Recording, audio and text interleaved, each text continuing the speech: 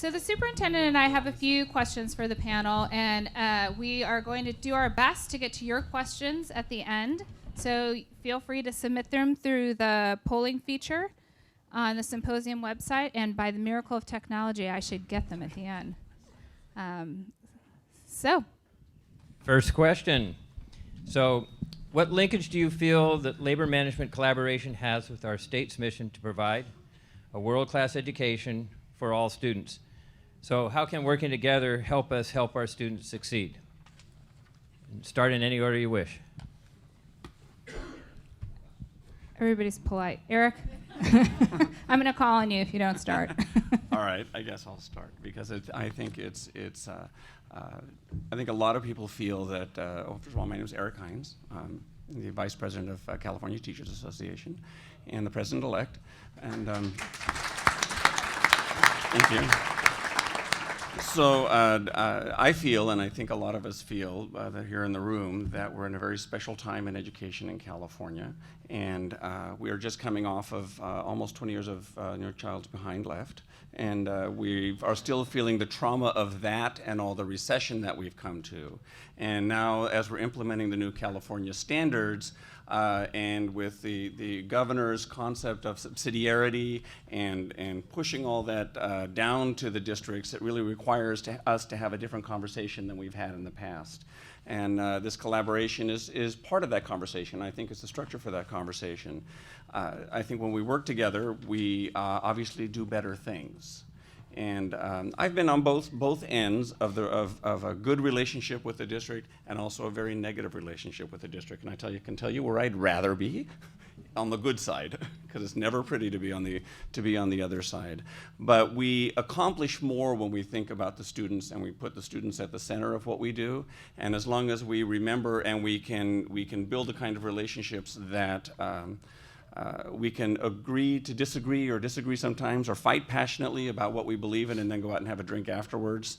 It's okay, and I think that can have a big impact on both. And we can see the difference, how the standards are being implemented in California and how they're being done in New York. And there's a prime example of how collaboration, doing things the right way, can really make a difference for students. Great. Other comments? Let me jump in here. Good afternoon, everyone. My name is Jai Suprasun. I'm with the California School Employees Association. We obviously represent 225,000 classified school employees across the state. Thank you. I'm the Assistant Director for Government Relations in Sacramento. And I just want to first say thank you to Superintendent Tollickson for doing what we hope you will all do in your school districts, which is to reach out to CSEA and say, will you be part of this conversation? And we thank you very much for that. And that's what we ask for everywhere that we go, is that you give us the respect and the recognition that our members work very hard day in, day out to make the school a better place. We have actually done a multi-year survey of our members, and every time we look and ask them questions, what do you want? The first primary thing that they say is they want to help their school improve, that they want the training to do their jobs right, and they want to support their local teachers and administrators. And so that's something that we know firsthand. This is something that our members tell us. So it's essential to reach out to the classified staff to kind of ask them, how can we do things better at the school site? Believe it or not, they have years in, year out of doing certain things, and they know how to best do those things. And that's what I think makes the difference when I know I go across the state and see different school districts. And I just want to add just a little bit more in, you look at me, you may not think I've had, 2.5 decades of, I entered this work, 25 years ago, and I started with seeing A Nation at Risk, the report back under President Reagan about whether our schools have enough days of instruction, all the way to the Multiple Education Summit, the ups and downs of Prop 98 as we're trying to get more funding to our schools, and the struggle we have now after the LCFF.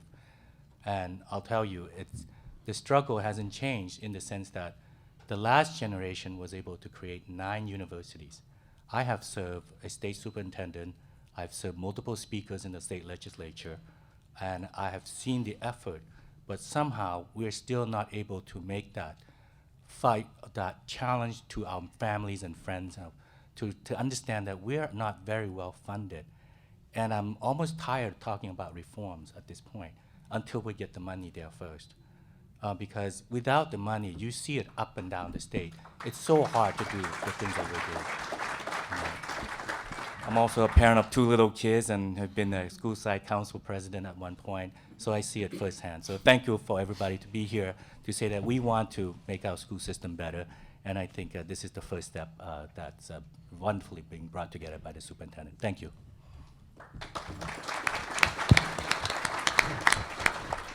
Good evening, Jesus Holguin, President, California School Boards Association. And I want to thank you for the opportunity to be here this evening and representing CSBA, almost 5,000 school board members and almost 1,000 school districts in the state of California. As the governance team in every school district, we are committed to support the teams so that every student has a great opportunity for a good education, a great education, world-class education. And as governance teams, we have to make sure that we set the policies in place that every member of the teams, of the different teams in the school districts, are able to perform their duties and to be able to deliver those services that the students need.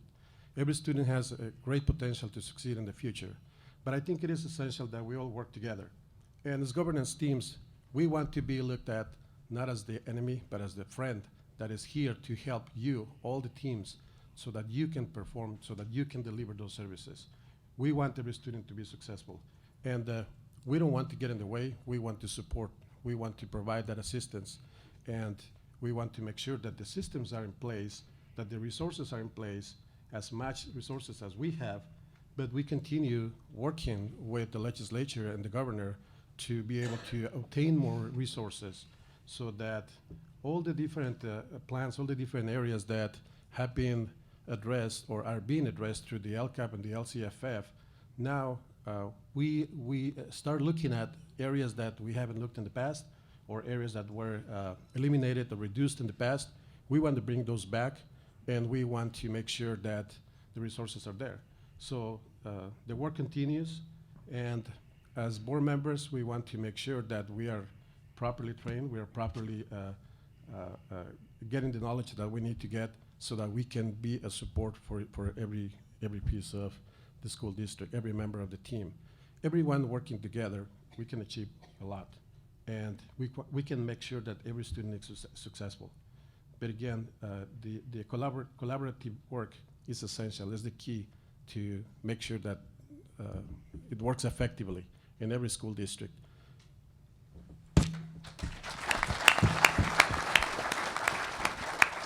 I wasn't sure we're all going to answer all these questions. I'm going to make mine brief because I think the others have said it. I think the reason that we're able to have this discussion is that we have leadership at the state level that is making this possible. And without patting Tom too hard on the back, I think somebody else, I think Eric, you said it.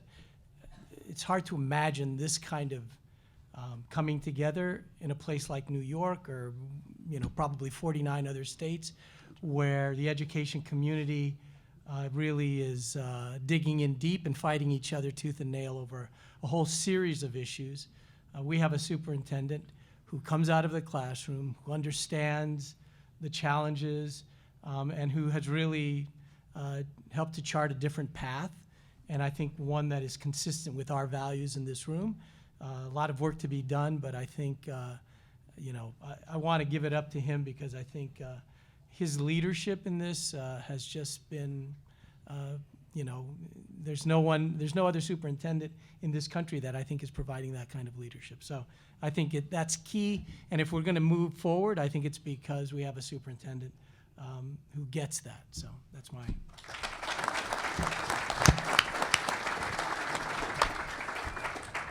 Wes, before you start, Josh, could you introduce yourself for the people who don't know you?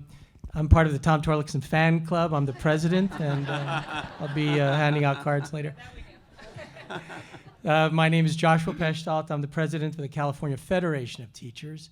Thank you. Our executive council members over there. But I'm also a classroom teacher of more than 20 years at an inner city high school in Los Angeles. And my daughter's a 10th grader in Los Angeles Unified School District, and I think those two things probably are as important as anything else I have done. My name is Wes Smith, the Executive Director of AXA. Before that, I was a teacher at high school and at junior college, principal at an elementary school, and then a middle school, and then a superintendent. And like Eric, worked in both really, really positive situations and those not so positive. And like you, Eric, I prefer the positive ones. Tom, I wanted to compliment you as well. A lot of people have mentioned what you're doing with this, but Tom's doing a lot right now. With the California blueprint that you've got going, with the water cooler talks that you have going, and with all of those things and the other things we see on the CB or the State Board agenda, you also prioritize this, and that's huge. This is inspiring to me. I have to tell you, I'm a bit of a public education junkie, and I grew up in looking at administration at Long Beach Unified, and what they were able to do to turn around that district all those years ago, and they did it collectively and collaboratively. And so I studied that, and I asked people who were there, how did you do that? And then as I had a chance, I was able to go to ABC Unified and participate in the West Coast Labor Management Group there and refine those skills. And so to have districts like this in the room is inspiring. But that we're all in the room offers hope, I believe, because the one thing that has been mentioned is there's an absolute intentional attack on public education, a well-articulated attack on public education. And there are opportunists out there that have this false narrative about how poorly we're doing and how bad our kids are and how they're failing in everything. And if we can't maximize opportunities like this, if we can't learn to stand together and be effective together, then we fail and our kids suffer. And so for me, this is just inspiring to be here to see this and to seize this opportunity to stand with all of you and protect our students and change this ridiculous narrative that we see out there, and only we can do that.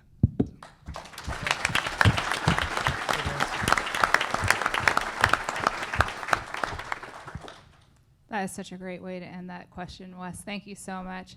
So I'm a school board member as well, and my kids all go to public schools, and I could not agree with you more that this narrative that the public is telling itself around public education has got to change, and I know the superintendent thinks about that and talks about it every single day. So I want to remind you all, don't forget, you can ask questions using the website, and I see a lot of you with your computers open and your phones out, so if you have any questions that you want to ask, send them in. But I have a question for you all.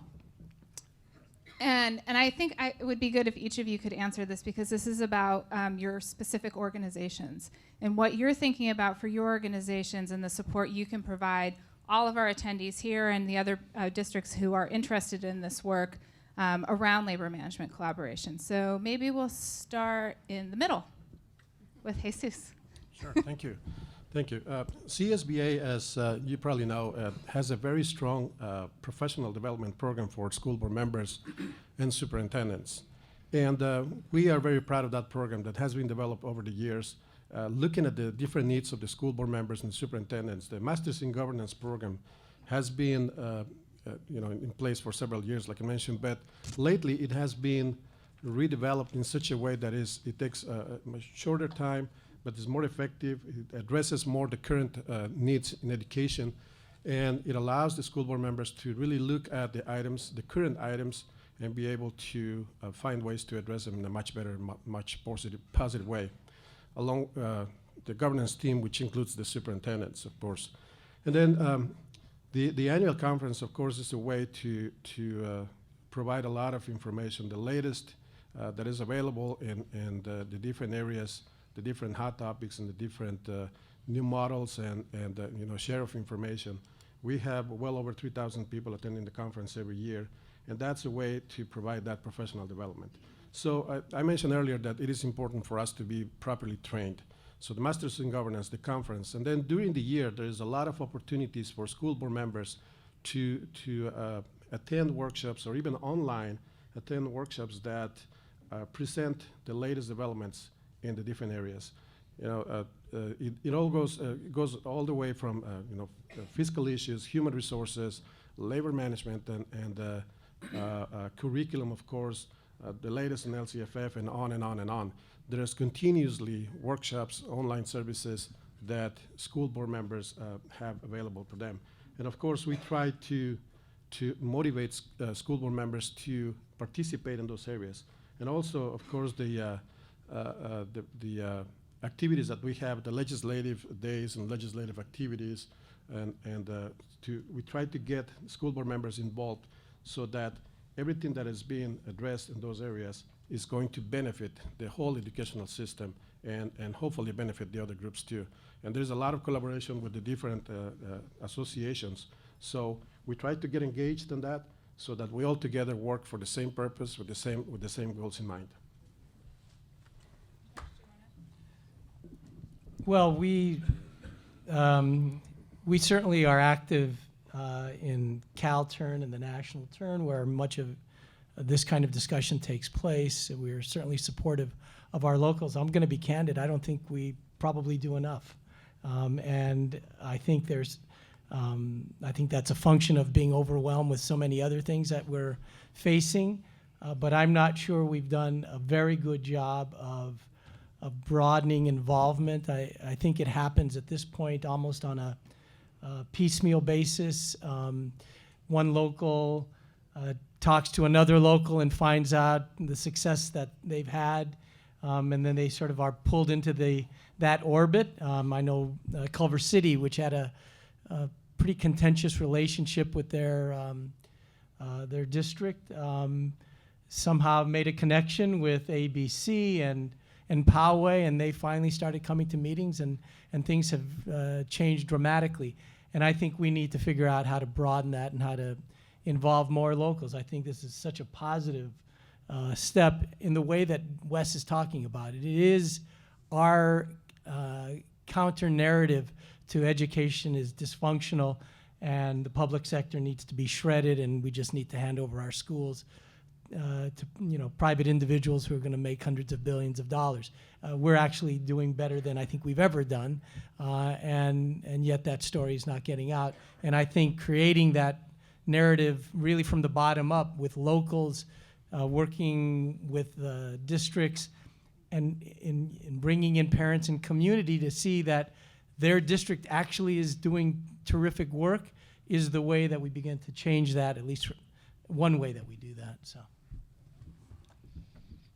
Yeah, and we have a unique opportunity because we're the largest umbrella association in the nation for school leaders, including classified and certificated leaders.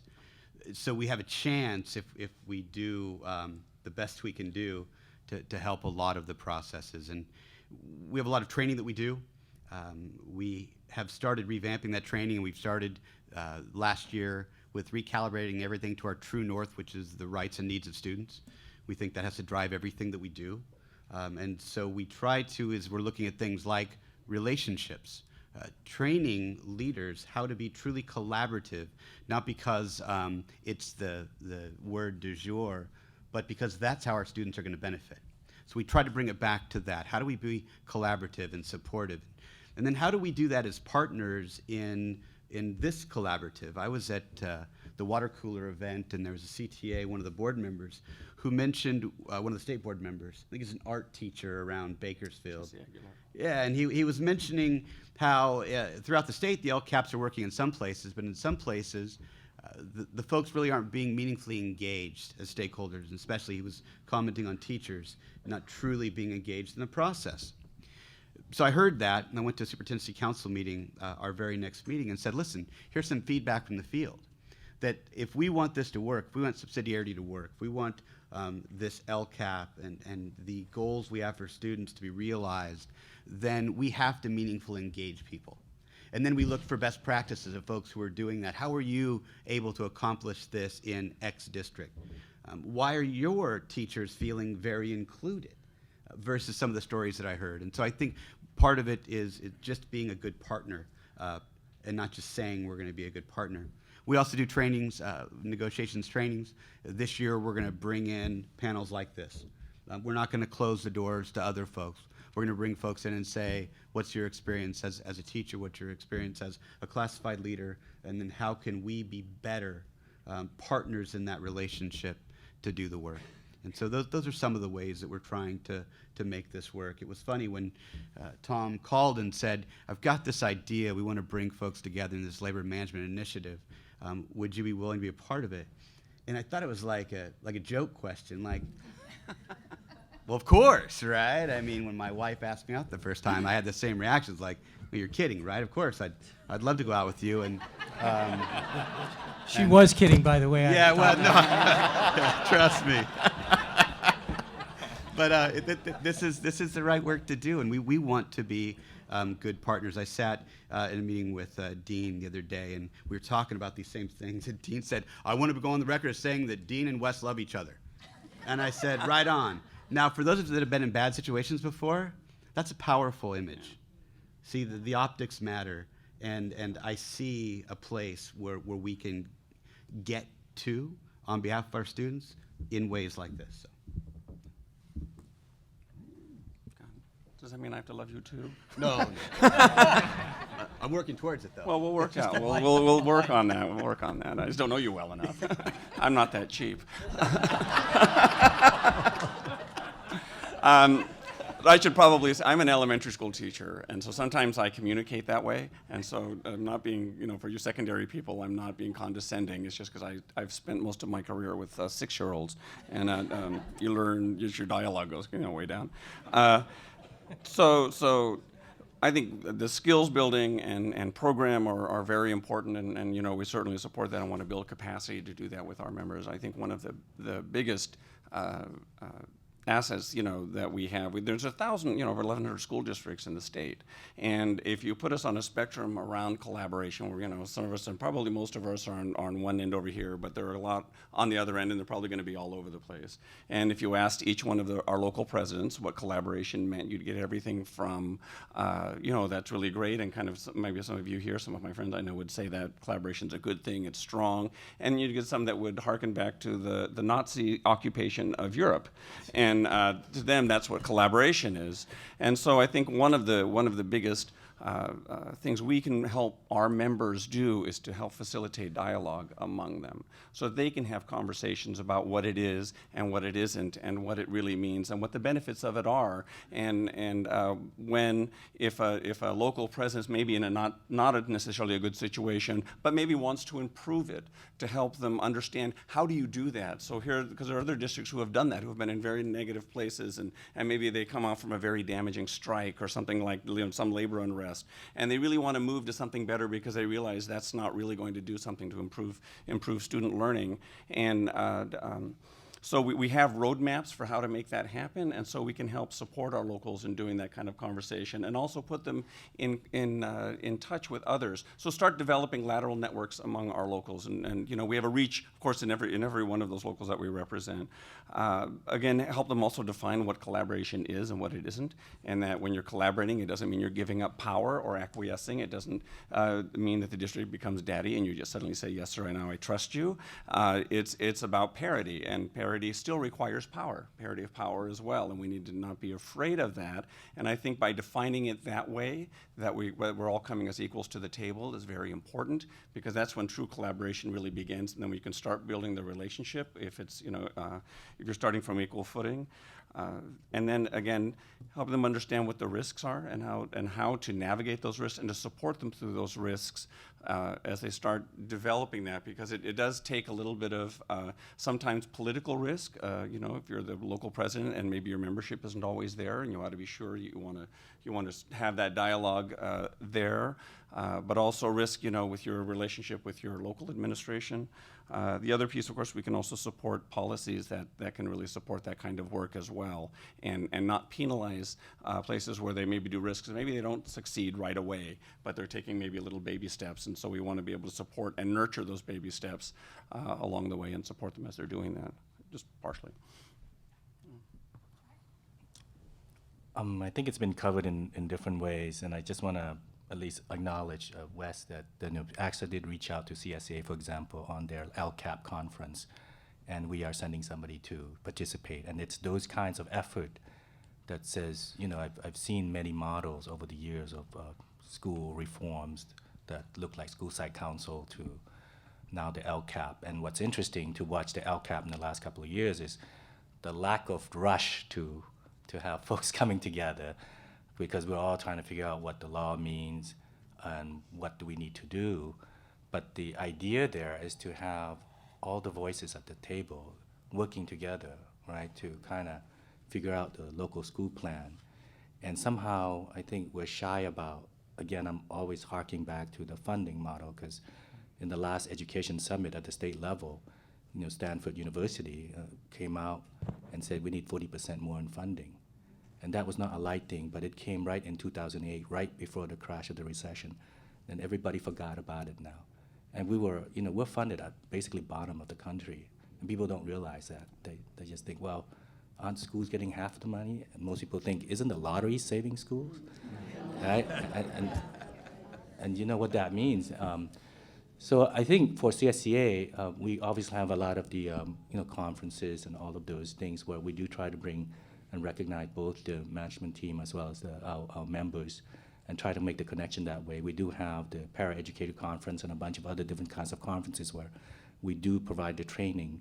Our members crave training. I mean, if it's not clear to you already, we want us to do certain things at the school site, let us know how, because times have changed, technology have changed. You want Common Core, we want to be there also. So that's an easy way to kind of pull people together and say, how can we improve the kids' achievement at the school site with everybody working together? And so, we just, I think this is a great step in trying to pull folks together. And of course, I realize that saying that just reach out to us, that's a simplistic view of what really happens out there. As Eric kind of mentioned, we know there's some very painful situation, there's some history, but we have to find a way. And I think if we don't, I think we fall short of what Wes had sort of said about the narrative. I know that's the dream that I came into this work, and I know that most of my members in the classified ranks want to see a better school. I mean, people talk about the Golden State, the things that we used to fund at the top 10, and how come we're now at the bottom.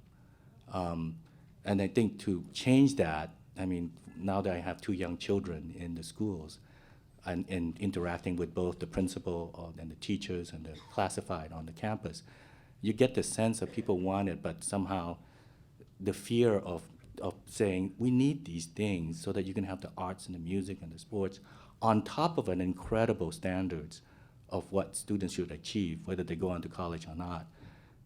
For some reason, we're shy about saying, we need the funding to do this so we can have the resource to make the schools safe, to make sure the kids who don't have the means can succeed.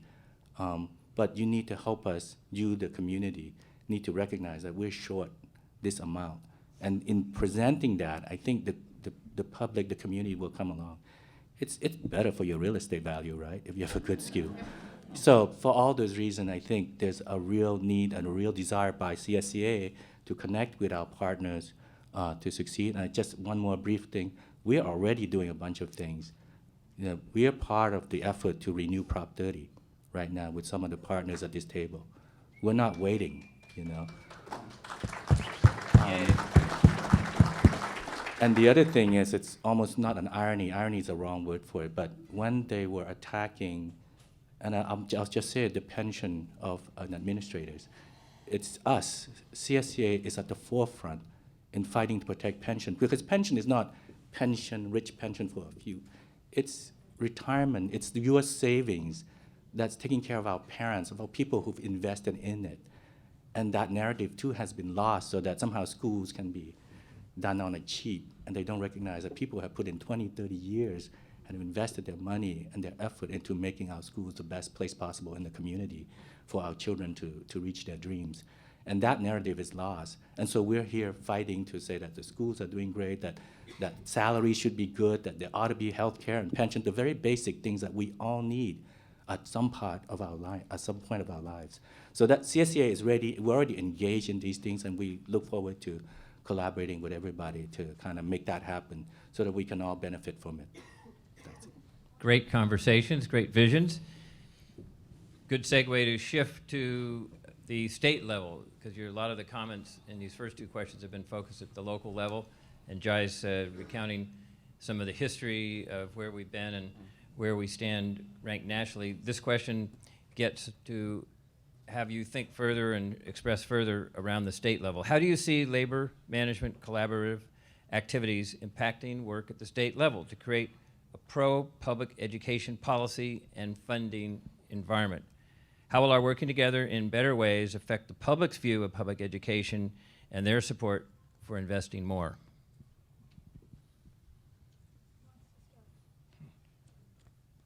Well, yes, probably as we're working down my turn. Let me build on something Jai just said, 'cause I think it gets to at least one part of the answer. We've got to stand together, certainly, to figure out Prop 30. 2016 is a scary year for all of us. It should be if we're paying attention. So we've got to work on that. But when you're the 8th largest economy in the world and you're 47th to 50 out of 50 in per pupil spending, there's a problem with revenue generation long term. And so what I would hope we would all do is continue to fight together on these short-term solutions, and then be thinking outside of the box and figuring out how do we get California back to where it was in the early 80s, where we were in the top 5 in per pupil spending, and we were in the top 5 in the nation in success of our students. And so that's one of the ways that we can fight together to benefit our students. There are all these red herring arguments that the legislature will use. Well, what would you have us do? Fund prisons less? And no offense to those of you that have spouses or yourself or a moonlighter at a prison, but that's an easy question for me. I say absolutely, absolutely, right? Let's invest in public education, pre-K through, and you won't need the funding at the prisons. When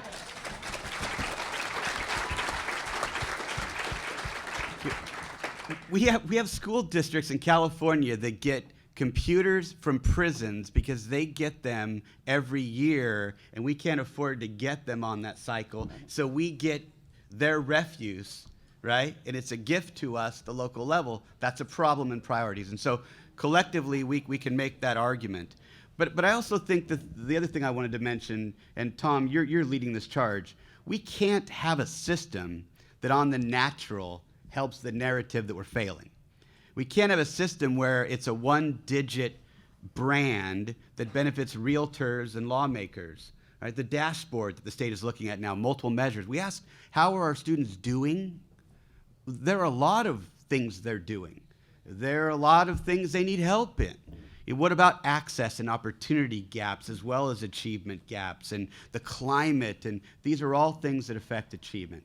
Moreover, the things that affect the lives of students as they grow and mature and become adults. And so our accountability system has to be representative of all of those variables. And so as we look at accountability in California, I think that's one of the best things that CDE and the state are doing right now is moving to a dashboard model. I think the other thing is that we all know that intrinsic motivation is the way to go, and you can't be incentivized or punished into greatness. So this system of sticks and carrots doesn't work. It's about capacity building and technical assistance. And so with the California Collaborative for Educational Excellence and other things that are going on in the state, collaboratives like this, how do we provide support to our colleagues in need? See, that's a system that inspires people, right? As opposed to we're going to label you and then give you some really ugly note that you have to send out to all of your parents who already feel bad about what they're hearing out there. And so I think, the funding is one piece. We've got to be better than we are, and we've got to be better long term, just not in the short term. We've got to have a system that looks at the variables collectively and gives us a truer picture of how our students are doing and how we're doing so that we can get better by our students. And then, we've got to make sure that it's about building capacity and support and not punishing kids, because that just doesn't work. Why don't I jump in here? Wow, this is, one could go off on this answer for a long time. But let me just begin with Wes's comments.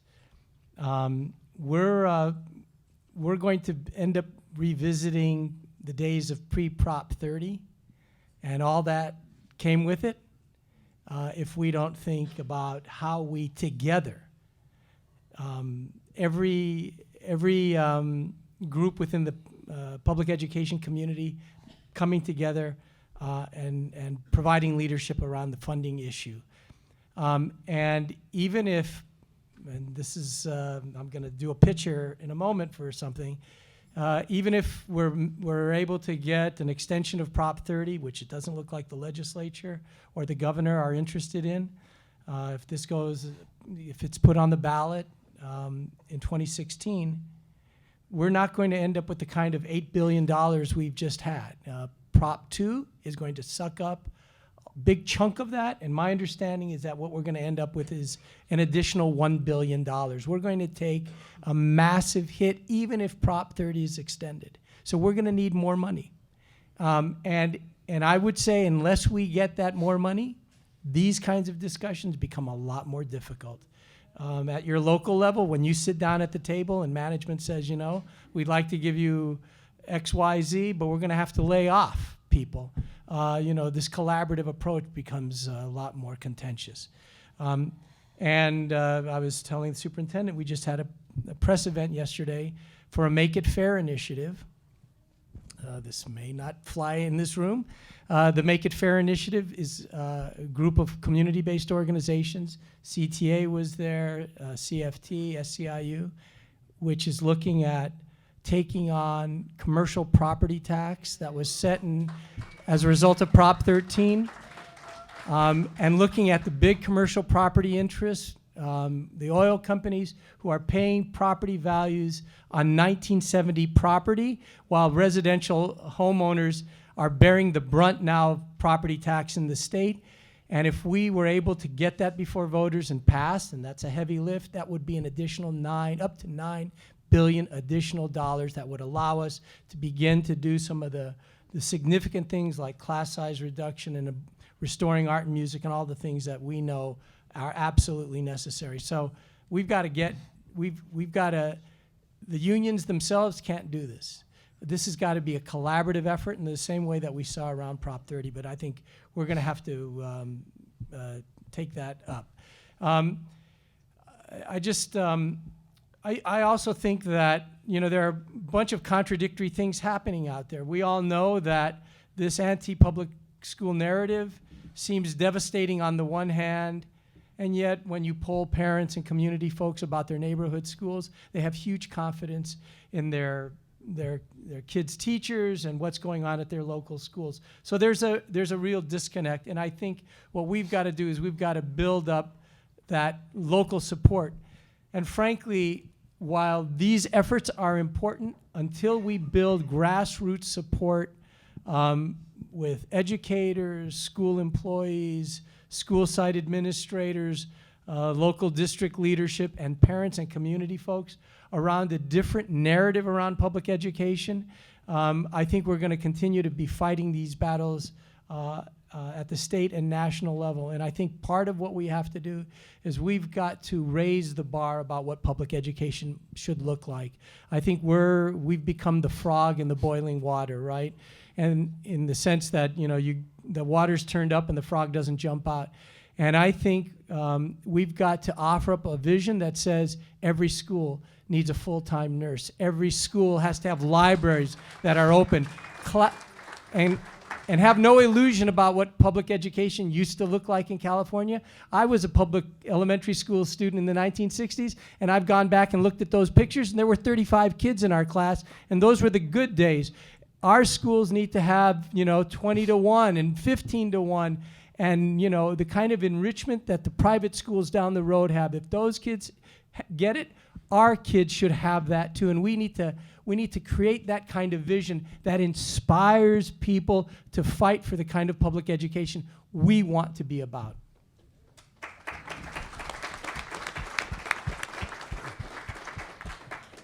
Okay, let's see if I can follow that.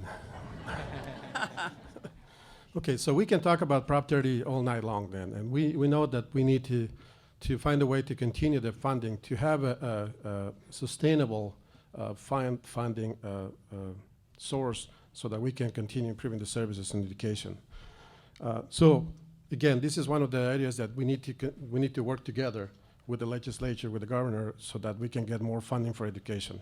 One of the areas that CSBA has been working, and I know the other associations are working on this too, is the adequacy. Adequacy issue has been in conversations for a long time. So we had a meeting at CSBA, and we asked several people, and I think Wes was there too. What does adequacy mean to you? And we went around the table, and we heard several versions of adequacy. But when we think about education, we know that every child is different, every community is different, every school, every district is different. So where is the right adequacy level when we talk about funding for education? So we're having those conversations, and eventually we're going to get there, and we're going to try to define where that level is. And then we know we are not there. So we are going to have to continue working to get those resources so that we can get to that adequate level for funding for education.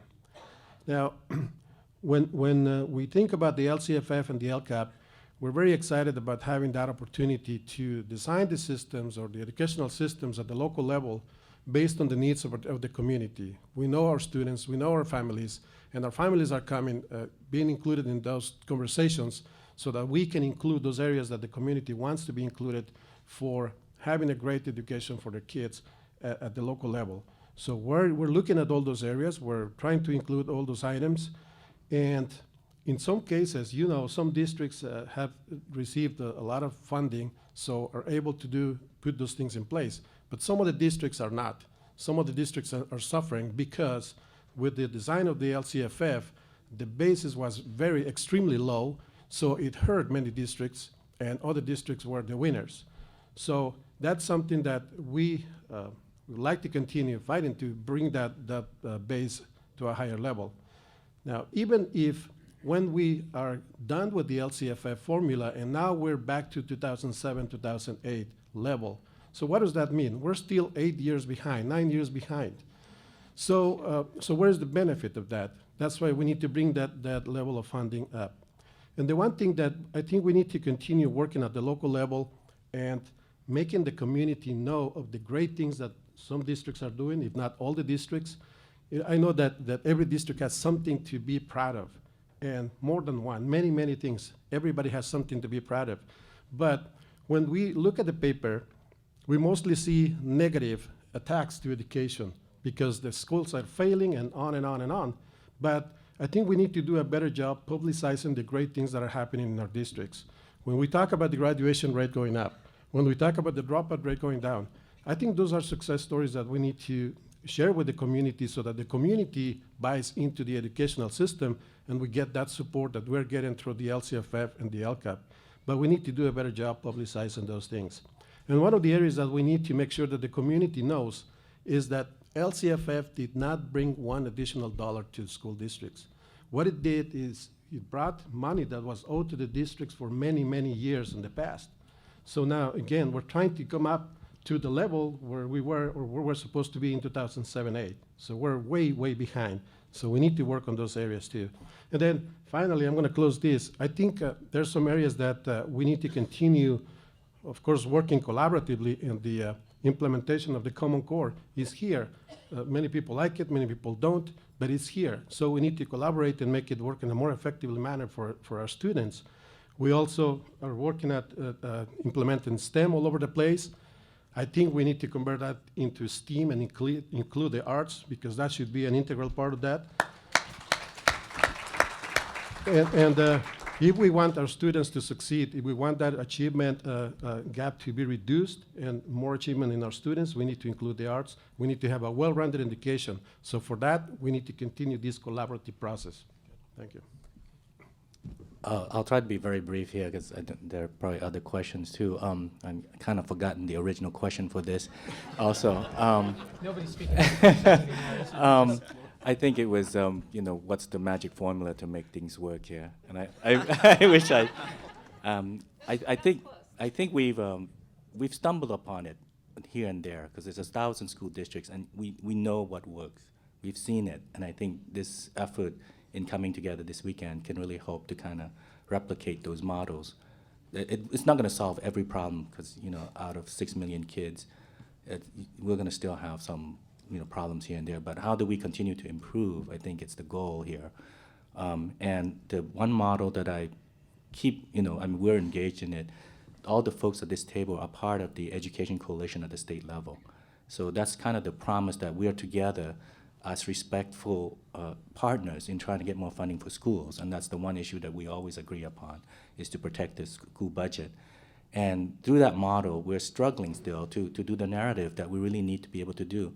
In good years, we do not catalog the kinds of things that we do and you know, the stuff I get back at home now for my young children in the 6th grade and the kindergarten, it's amazing to me. And yet, the rest of the communities, those who do not have children, don't realize that they get these huge binders that come back full with work material, trying to meet the Common Core, all these things. The rest of the neighborhood doesn't realize that until their kids get into the school. Then they scramble around to say, well, do I go by the API score? How do I pick a good school? We don't do a good job of that. And that catalog of information about what works well is really useful when we're in down years, when we're being cut. Because, you know, one thing I've learned in the legislature is that they have a million things they have to deal with. School is obviously an important part of the community, but they're trying to help seniors, young children, safety, street. If you're not there to tell them, this is what you get for investing in our schools, it's the same people, you know, the children are being served in our schools will help to lessen the need for your services elsewhere in the community. You need to be able to do that. And at the state level, we have sort of a working model, and I've seen it in several pockets across the state where there is sort of an education coalition. I know Orange County sort of has one, a good one, and I know in the past there's been other ones. I can only encourage folks to do that because that's the only way, by bringing in those people who have the kind of decision-making on the budget to your schools, you can get more funding that way. Yeah, I guess I will. You know, one thing good about going last and having forgotten the question is you can answer it any way you want, and nobody will know. Something about labor management collaboration. Yeah, exactly. Well, I figured it was something about that. But you know, when I started teaching, I guess I'll start with a story. And when I started teaching, I remember talking to one of my senior teachers on staff, and I told her how great it was to be in teaching at this time. It was in the early 90s, and remember, it was all whole language, and all this great, everything was good, and everything was being integrated, and you know, it was all, we were project-based learning. Remember all those words from the past that actually are resurfacing again? And I remember the look on her face when she looked at me, you know, with that kind of senior teacher cynicism, and looked and said, "Oh, Eric, that's really nice, but don't worry, the pendulum will swing." And boy, did it. And we know what the results of that have been for the last 15 years, and the damage I believe that it's done and continues to do, and it'll continue to have an impact as we continue to work forward to do this work. I think one of our responsibilities is to make sure at the state level this is not just another swing of the pendulum, that we actually are very thoughtful and intentional about doing just what's right for kids and improving learning, and that we continue to do that and not just make it another fad, but it's actually we're doing what's right. And that doesn't mean that there's a one-size-fits-all approach for every district and every child in California. That, of course, funding is highly important, and I'm going to say it again because it is, you know, we need the resources, funding. But the funding alone doesn't do any good if that's all we do, right? And we continue to do some of the bad things we've been doing in the past, some of the unhelpful things we've been doing under the over-testing and all the other kinds of things. We also have to make sure that as we're empowering, you know, all of us at the local district level to do the work, that we have the skills necessary to do that, and have the skills and actually not just talk about, well, great, now you have the money, here it is, now go forth and prosper and do the work, when it really is a lot different. And if you've only been in education less than 15 years, you may not know how, you know, what it's like to actually have control of the money and what really works, and can you really make the decision, what does that feel like? In addition to that, I think we need to address some of the really tough issues that we've been avoiding in the state, or we haven't, you know, nobody's really dealt with things like race, things like poverty that affect our communities and engage our communities, things like the income inequality that exists, because that's ultimately are these big issues that are going to that could really undermine a lot of the work we do. And we have to be just and that's going to be us continuing to build relationships, and if it means that I fall in love with Wes, then that's good. If it means, you know, that we learn how to disagree, then that's a good thing, and learn how to have the conversations, but we continue moving forward to what's right, and not just what the way the pendulum swings or the fad of the moment. All right, here's the first one. What ways do you see to integrate the various organizations' professional learning around collaboration? Maybe one or two of you could take this. Quickly. here's a fast one, building off of this. So taking this environment here, and instead of, we go back to our own associations, and CTA and CFTA do theirs, and the classifieds do theirs, we do ours. We ought to try to build on this and do more of this together, and that would be productive, I think. You know, and I think talking about our various strengths and where we can actually complement each other I think we all have bring different strengths and different perspectives to the table, and we need to be able to put those in an intentional way that actually complements the work. Programs like the Masters in Governance is open to leadership teams. Great. Okay, what in your minds are the key indicators of strong labor management collaboration? Anyone? Who's having drinks with whom after the bargaining session's over? You're gonna come and hang out in my district. Well, let me just quickly. So, I base my answer on the experience of the locals that we know that are doing this. And ABC, which I think is a model for this, communication is a huge part of that, right? So there is, according to Ray and Mary, they're like talking to each other every single day, the superintendent and the head of the union, and I'm sure the other unions are having this regular engagement. I think that's a key part of it. So I would say that that's an important indicator.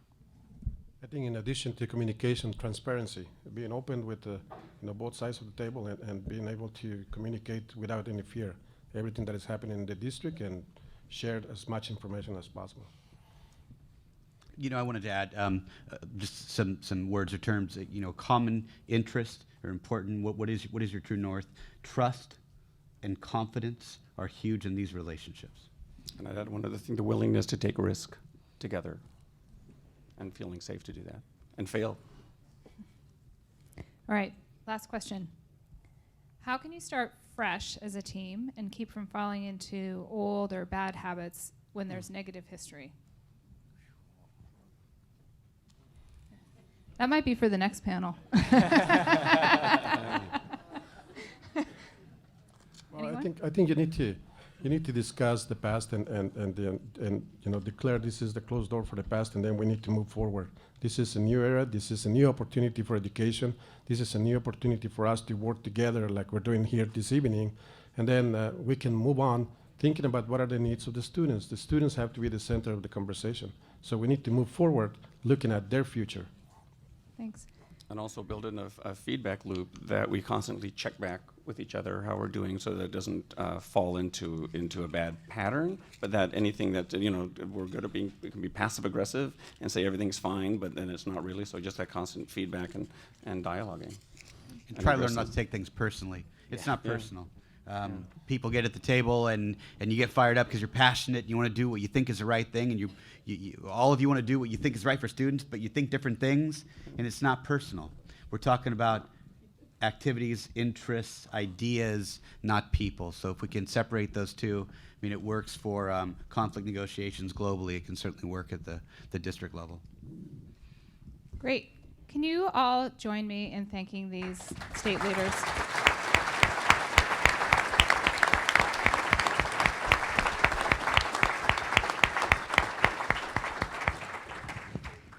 You can see why it's been a pleasure to be planning this conference with these leaders. So thank you all so much.